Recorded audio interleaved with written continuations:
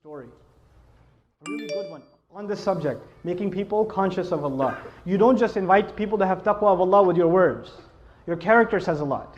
A friend of mine, he became a friend actually on a short trip, told me about how he was raised in a Muslim family. He's Guyanese origin, and in Guyana there's Muslims that are committed, and there's Muslims that have mixed their religion with Hinduism, and some Muslims that are just Muslim by name, and they've completely almost lost everything of the religion. They almost know nothing of the religion. And he was of the latter type. He almost knew nothing about the religion.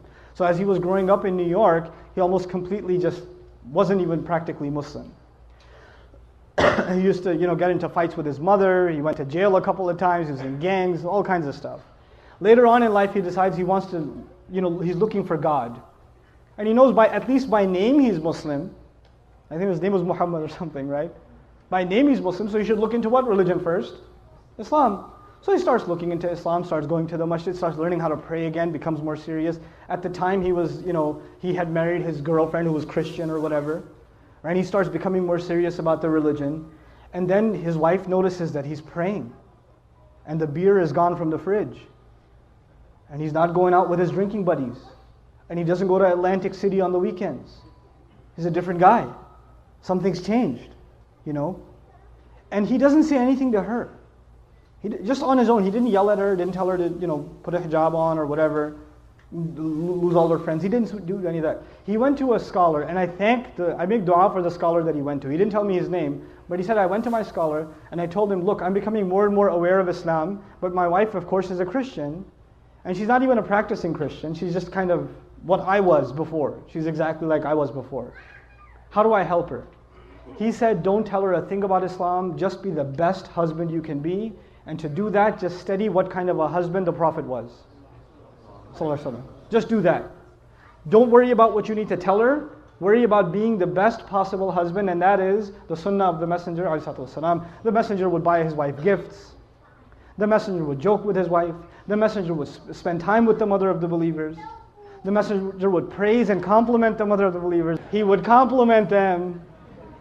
You guys eat the first morsel of food in iftar, like, And the wife says, what? You go, nothing. Right? You drink, some of the desis here drink the first little sip of lassi. Look, I know the economy's bad, but are we really that short on sugar? Or, very painful for you to say a compliment, I understand. But it's a sunnah, guys. Good food. That's amazing. And our wives, the sisters are so used to hearing nasty things from us, that when we say nice things, they get freaked out.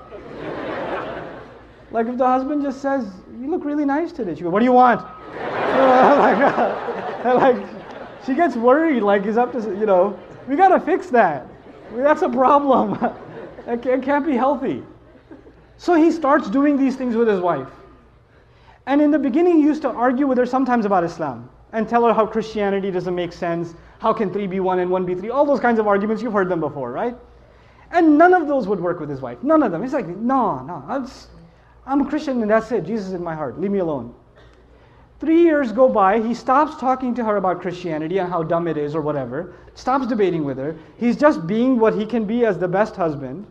And one day he's making maghrib and his wife joins him in salat.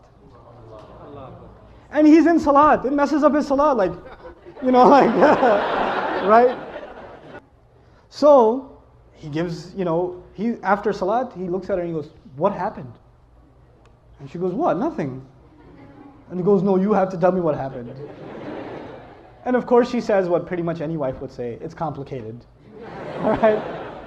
But eventually she tells him, and she tells him, look, I've never seen a husband like you. My dad wasn't like that. I've never seen a father like you. The way you are with our child, I've never seen a father be like that. It's so beautiful. This religion can't be wrong. It can't be wrong. This is ittaqullah. You see how aware you are of Allah in your life, right? It's not how many ayat you've memorized, how many ahadith you know, how much knowledge you can spit out at someone, how many quotes from scholars you can deliver. It's not about that. How are you living your life? People can see that. You're calling people to the taqwa of Allah.